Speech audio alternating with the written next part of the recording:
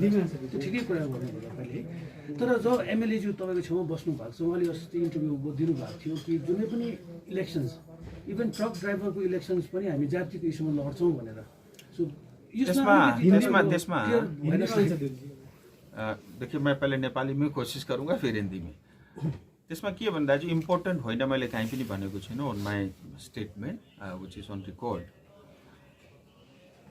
ती मुद्दा आफ्ना ठाउँमा छँदैछन्, किनभने आज मैले गोर्खाल्यान्ड पीपीएस भने नै तपाईँले यही प्रश्न गर्नुपर्छ, अब म्युनिसिपालिटीमा त्यही मुद्दा हुन्छ भनेर मैले त्यही भएर स्पष्ट भने, त्यही भएर मैले स्पष्ट भने त्यो मुद्दा छँदैछ। किनभने तपाईँले म्युनिसिपालिटी बनाउनु, बडी बनाउनु, कर्पोरेसनलाई जिताउनु, जे गर्नु, तर जबसम्म स्थायी समाधान या गोर्खाल्यान्ड हुँदैन, यहाँको कुनै पनि व्यवस्था पश्चिम बंगालले चल्न दिँदैन, त्यो स्पष्ट हो।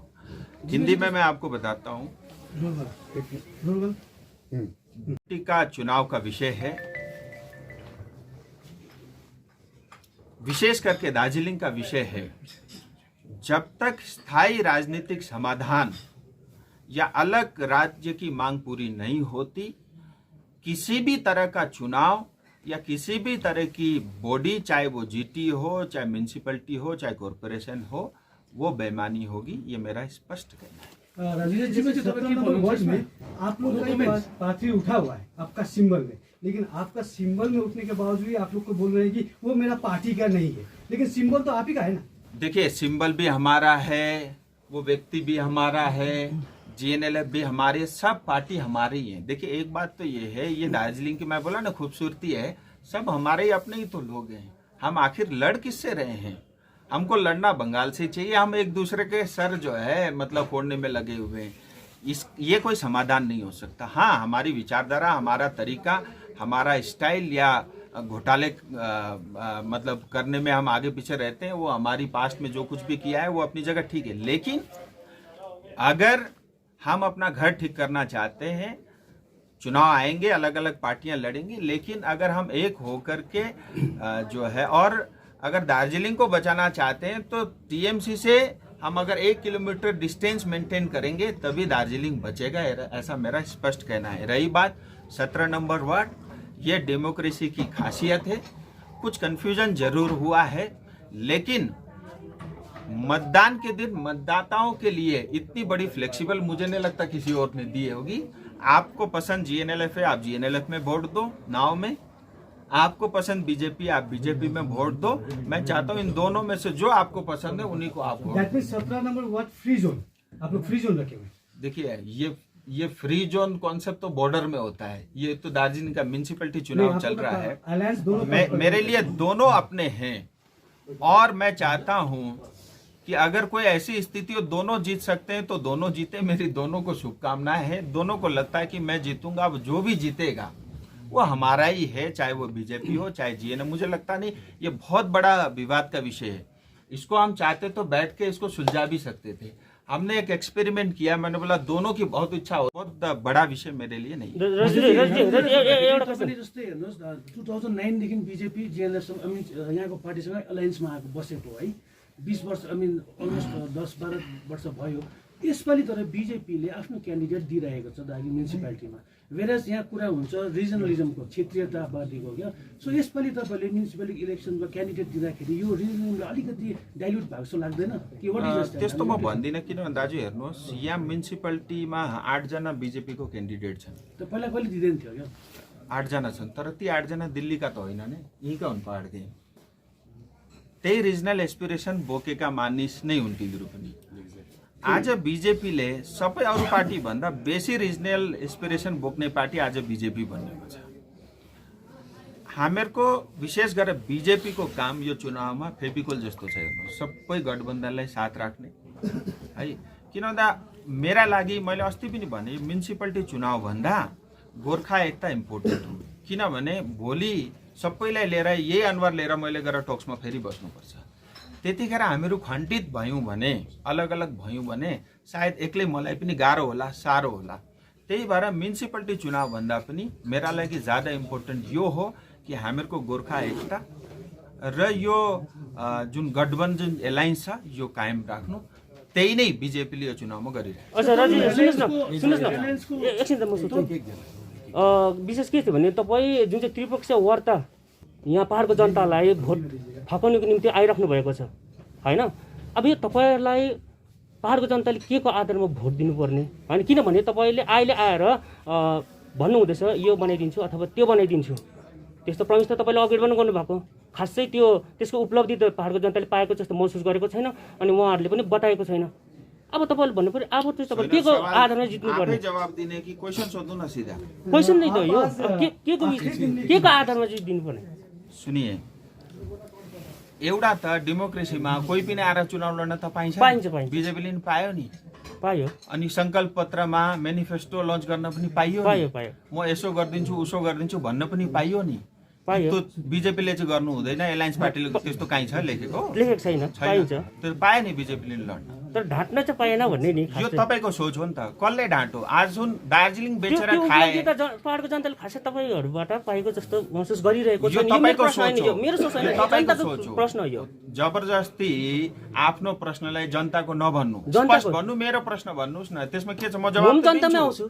सुन्नुहोस् न, अब हेर्नुहोस्, हुँदै नभएको अहिलेसम्म टोक्स कहिल्यै पनि अफिसियल यो प्रकारको टोक्स भएको छैन। तपाईँलाई पनि त्यो अफिसियल पिआइबीमा पनि छ, टोक्स स्टार्ट भयो, 11 जनजातिको प्रक्रिया पनि चलिरहेछ, पनि पारित भयो, अल्टरनेटिभ हाइवे पनि बनिँदैछ।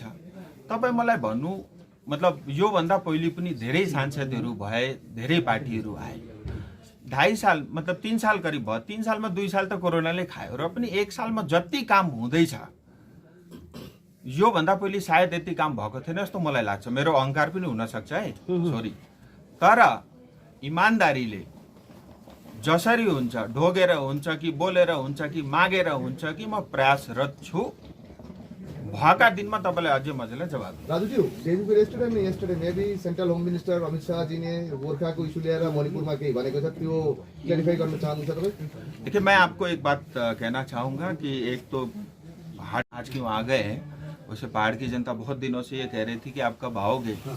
मैं 2-3 दिन लेट हुआ और इसके पीछे बड़ा कारण ये था कि 23 तारीख को मणिपुर में गृह मंत्री जी स्वयं, मेरा जो गृह जिला है जहाँ मेरा घर है वहाँ पे उनका कार्यक्रम था।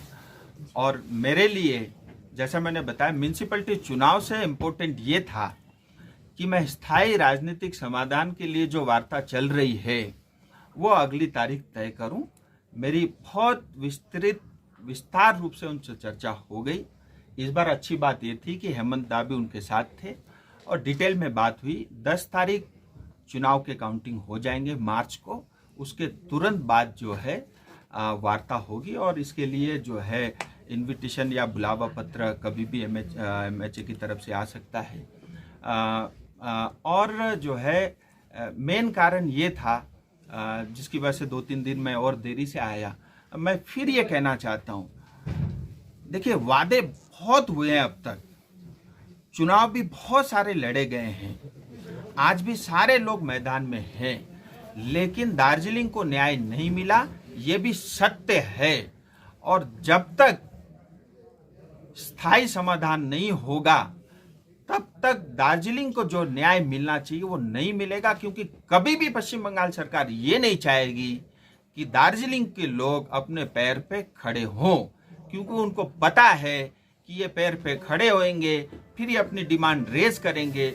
उनके लिए ये बहुत सरल है कि दार्जिलिंग की जनता को कमजोर करो, दार्जिलिंग से जितना रेवेन्यू कलेक्ट कर सकते हैं आप कलेक्ट करो, बदले में कुछ मत दो, ये स्पष्ट है। अगर आज देखिए, हमारे बड़े बड़े नेता टीएमसी के आते हैं, पहाड़ में डेवलपमेंट की बात करते हैं, पट्टा की बात करते हैं, लेकिन ये भी सत्य है ना, 2 महीने पहले मुख्यमंत्री आके स्वयं ये बोलती है कि अगर मैं पर्चा पट्टा दूंगी तो मैं व्यापार कहां से करूंगी, ये तो ऑन रिकॉर्ड है। और दूसरे उनके नेता आकर के कहते हैं हम पर्चा पट्टा देंगे, तो ये दोनों बात तो सही नहीं हो सकती। सो इसीलिए ये सब चुनाव आएंगी जाएंगी, मेरे लिए आज भी ज्यादा रिलेवेंट और इम्पोर्टेंट ये है कि हमारी वार्ता जल्द से जल्द हो और उसमें से जो निकलेगा वो दार्जिलिङ का भविष्य हेर्नुहोस्, हरेक प्रोसेसमा जुन पनि काम पार्लियामेन्टका थ्रु हुन्छ त्यसमा टाइम लाग्छ। हेर्नुहोस्, कुखुराको पोथी पनि ओथरा बस्दाखेरि 21-22 दिन बस्नै पर्छ। यो एउटा लङ प्रोसेस हो, तर फास्ट टक भयो। टकका बादमा ब्याकग्राउन्डमा आज धेरै गृह मन्त्रालयले काम गरिरहेको छ। धेरै मान्छे दार्जिलिङमा पनि घुमेर गए, यो हामीहरू सबैलाई पनि थाहा छ। सायद म चाहन्छु, यो मलाई विश्वास पनि छ, यो सेकेन्ड राउन्ड अफ टकमा केही न केही एउटा कन्क्रिट समाधान निस्किन्छ होला भन्ने मलाई पुरा विश्वास छ। तर टाइम लाग्छ। जुन ट्राइबल स्टेटको इस्यु त 2014 मा उठाएको नि, प्रमिस गरेको नि है, त्यो अलमोस्ट 10 वर्ष हुन आँट्यो। अलिकति लामो नै ज्यादा बेसी लामो भइस लाग्यो नि उसलाई। आई फुल्ली एग्री दाजु। हेर्नुहोस्, टाइम लाग्यो, यत्रो टाइम सायद नलाउनु पर्थ्यो, तर जे भयो अब किन भएन, के कारण थियो, म त्यतातिर जान्न। यो विषयमा अहिले मैले बेसी बोल्न पनि ठिक हुँदैन, तर एउटा चाहिँ अन रेकर्ड म भन्न चाहन्छु, फास्ट वार्तामा गृह मन्त्रीजीले स्पष्ट भनिसक्नु भएको छ, बहुत तेज गति के साथ ये प्रक्रिया शुरू करेंगे और जल्द से जल्द आपको इसकी खुशखबरी देंगे। तो प्रक्रिया चली रहा है। आई एम होपफुल कि चाँडै यसको केही न केही घोषणा अवश्य हुन्छ। स्ट्र्याटेजी चेन्ज गर्नुभएको छ। पहिला तपाईँले डिमान्ड गर्नु हुँदै थियो, अहिले रिइन्क्लुजन भन्नुहुँदैछ। I think reinclusion is a better word. Is that a change of strategy तपाईँले चेन्ज गर्नु? हेर्नुहोस्, डिमान्ड होस् कि रिइन्क्लुजन होस्, मेरा लागि ज्यादा इम्पोर्टेन्ट यो हो कि त्यसको घोषणा होस्। तपाईँले अघि भन्नुभयो नि, यो इलेक्सन चाहिँ तपाईँको युनाइटेड फेस देखाउनुको लागि हो, अल गोर्खाजहरूको युनाइटेड फेस देखाउनु लागि हो भनेर है। And I think is a good message also. तर जुन चाहिँ म्युनिसिपालिटी इलेक्सनमा आउनु है, जुन चाहिँ म्युनिसिपालिटी इलेक्सन हुन गएको छ, यसमा तपाईँको अलायन्स पार्टनर्सहरू अरू पनि छ नि, जस्तै सुमेटी, सिपिआरएम, एबिजिएलहरू पनि छ। उहाँहरूको एकजना पनि नेताहरू तपाईँको कुनै पनि क्यान्डिडेट जिएनएलएफ होस् या बिजेपीको लागि होस् आएर क्याम्पेन गरेको छैन या पक्षमा पनि बोलेको छैन मिडियामा। So how is the united face coming? यो त युनाइटेड फेस देखिएको छैन नि। हेर्नुहोस्, हामीहरू त गठबन्धन एलायन्स दल नै भन्दैछौँ है।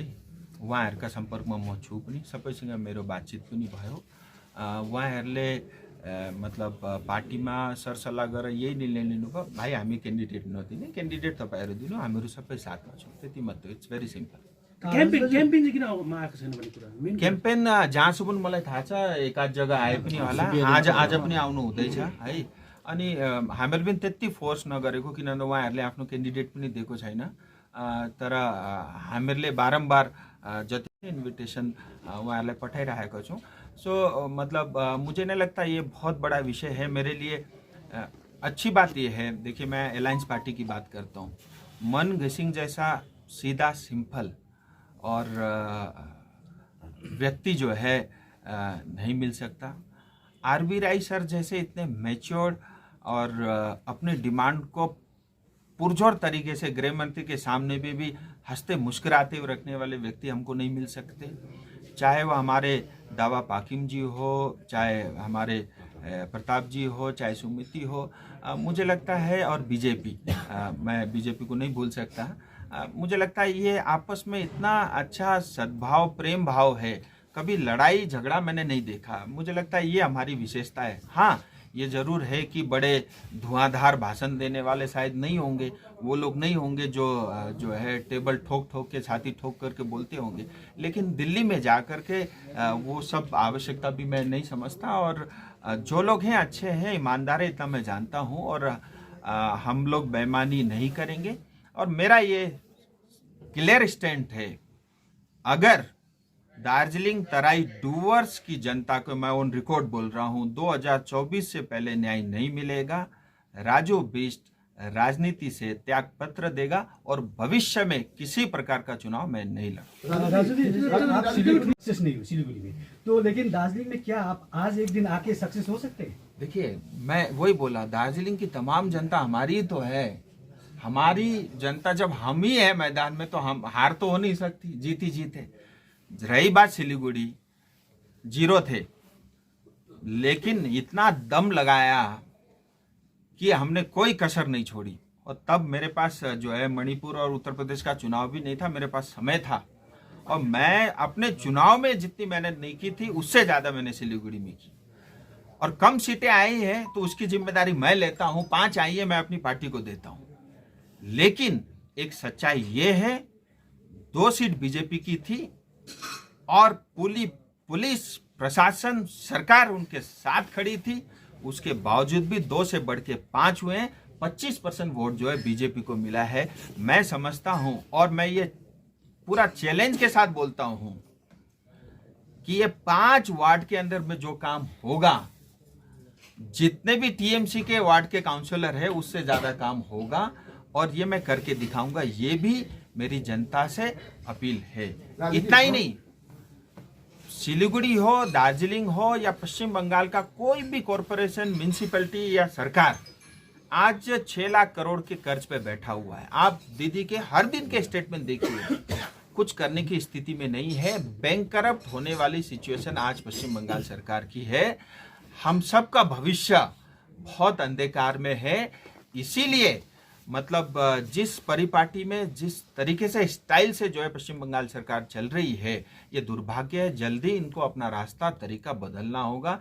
बहुत भारी इन्वेस्टमेंट जो है लाने की आवश्यकता है, भारी परिवर्तन जो है, क्योंकि 5 साल सरकार है, ये मेरी भी सरकार है, और अपने तौर तरीके को बदल करके जो है बंगाल को सुरक्षित रखना और बंगाल को प्रगतिशील रखना, ये टीएमसी सरकार का काम है। राजनीति तपाईले अहिले एकदमै जुन चाहिँ तपाईँ राजनीति छोड्छु भनेर इसका सेकंड फेज हो सकता है, इसे कुछ पॉसिबिलिटी दिखाई दे रहा है आपके पास? पहले आप 21 मार्च से हाँ 8 अप्रैल तक इनसाइड में टाइपरेट टॉप की सेकंड फेज हो सकता है? ये दादा भी ऐसे सवाल पूछते हैं जैसे इनके पास स्पेसिफिक जवाब हो। सुन्नुहोस्, देता तपाईँ यति हूं। ठुलो स्टेटमेन्ट गर्नुभयो कि 2024 के दिएन भने तपाईँले, सो लाइक इट्स हामी यति साह्रो ठुलो देखिए, स्टेटमेन्ट कि and you national spokesperson by the way BJP को। मैं अभी दार्जिलिंग का सिर्फ सांसद हूँ। मेरा राजनीति में आना कोई उद्देश्य नहीं था। मैं आज भी राजनेता नहीं हूँ और मुझे मौका मिला 5 साल दार्जिलिंग की जनता का सेवा करने का। 2.25 साल करीब होने को है। आज तक मैंने कोई छुट्टी नहीं ली। मैं बच्चों को लेके कभी घूमने नहीं गया हूँ। मैं ये विषय आया, मैं इसलिए रख रहा हूँ। खैर, ये बहुत पर्सनल चीज़ें हैं और मैं दिन रात मेरे मन में यही रहती है कि जिन्होंने मुझे वोट दिया है, कल मैं राजनीति से दूर रहूं तो लोग मुझे गाली ना दें, लोग ये ना कहे कि बहुत घटिया किस्म का सांसद था। मुझे इस बात का बहुत डर रहता है। इसीलिए मैं प्रयास करता हूं कि जनता ने जो आशीर्वाद, जो प्यार मुझे दिया है, दिन रात एक करके भी मैं उसके लिए करूं। और मेरी पार्टी से, मेरे शीर्ष नेताओं से बार बार दार्जिलिंग का विषय को लेकर के चर्चा हुआ है और मुझे पूरा विश्वास है कि अगर कोई समाधान करेगी तो भारतीय जनता पार्टी ही करेगी। दम भी है और किया भी है और कोई कर नहीं सकता, ये मैं लिख करके दे सकता हूं।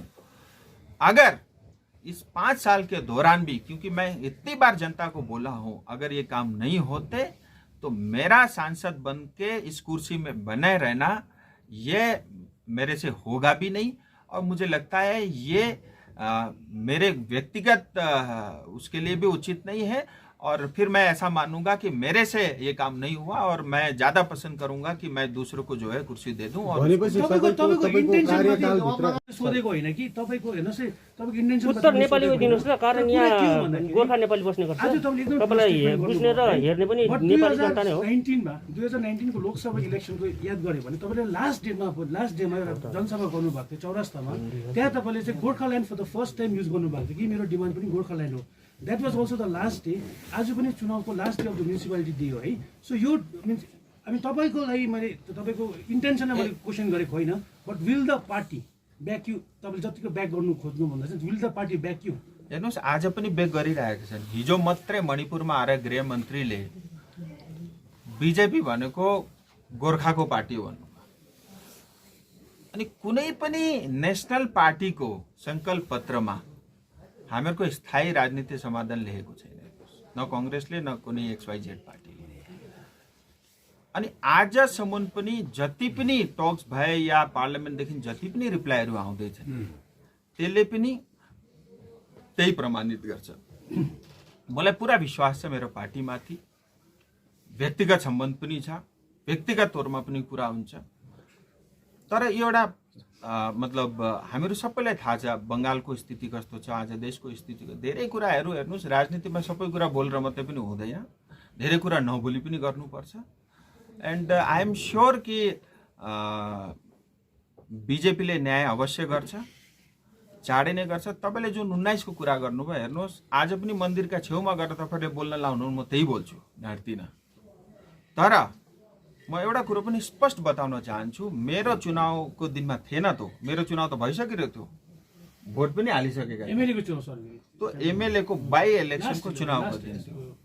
अनि हेर्नुहोस्, मैले अघि पनि भने, अब मन्दिरमा गएर अब त्यो प्राङ्गणमा गएर ढाँट्नु त भएन, मेरा मनमा त जे थियो त्यो त निस्किन्छ, त्यसलाई म रोक्न सक्छु। जुन चाहिँ स्थायी राजनीतिक समाधान भन्नुहुँदैछ नि तपाईँको कार्यकालभित्र चाहिँ हुन्छ भनेपछि मलाई पुरा विश्वास छ।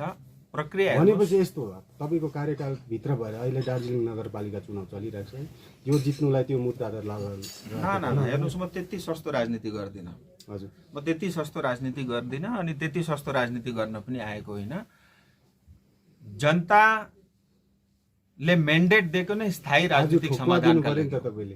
तपाईँको मेरो कार्यकालभित्र चाहिँ स्थायी राजनीतिक समाधान गोर्खाको अब मेरो सुन्नुहुन्छ कि क्वेसन माथि क्वेसन गर्नुहुन्छ। हेर्नुहोस्, जनताले मेन्डेट दिएको स्थायी राजनीतिक समाधानका लागि हो एलायन्स पार्टीलाई। एलायन्स पार्टी, बीजेपी सबै गठबन्धन मिलेर स्थायी राजनीतिक समाधानका लागि काम गर्दैछ। यो सार्वजनिक सोशल मिडिया, नेशनल मिडिया अन रेकर्डमा पनि छ। हो, दोस्रो चरणको कारणहरू पनि छन्, तर चाँडै वार्ता हुन्छ। मेरा लागि सबभन्दा ठुलो काम स्थायी राजनीतिक समाधान दार्जिलिङ। लास्ट ट्राइबेट मिटिङको टेन्टेटिभ डेट के छ? राजु तपाईँ सानो क्लेरिफिकेसन कि मलाई चाहिएको, स्टेट सेन्टरले without routing the funds from the centre state आजकल दिनु सक्छ? बिकज एकजना अलायन्स पार्टनरले 13 फाइनेन्स कमिसनको कुरा गर्दै थियो अस्ति एउटा अन्तर्वार्तामा। सो इज इट पोसिबल कि कुनै फन्ड डिरेक्टली विदाउट द स्टेटको रुट गरेर ल्याउन सक्ने? दोनों सवाल, ये आखिरी सवाल होगा। स्पेसिफिक डेट जो आपने पूछा 10 मार्च के बाद होगा। मैं स्पेसिफिक डेट अभी ऐसे पब्लिकली नहीं बता सकता, क्योंकि वो चिट्ठी आएगी तो उससे हो जाएगा। दूसरा, विवेक जी ने जो सवाल पूछा बहुत ही वाजिब सवाल है कि क्या केंद्र सरकार direct without the involvement of state दे सकती है। ये एक बहुत बड़ा और बहुत ही जिम्मेदार वाला प्रश्न उन्होंने पूछा है। मैं आपके माध्यम से बताना चाहूँगा, 2014 के बाद भाजपा की सरकार बनी, उसके बाद हमने देखा है कि किस तरह से गांव, पंचायत, म्यूनिसिपैलिटी, कॉरपोरेशन को मजबूती देने का काम भारत सरकार ने किया है। और बहुत सारे ऐसे स्कीम है जो डायरेक्ट जो है म्यूनिसिपैलिटी को दिया जाता है। हमारे 2, 4, 5 बड़े काम है वो स्टेट की तरफ से हो भी नहीं सकते।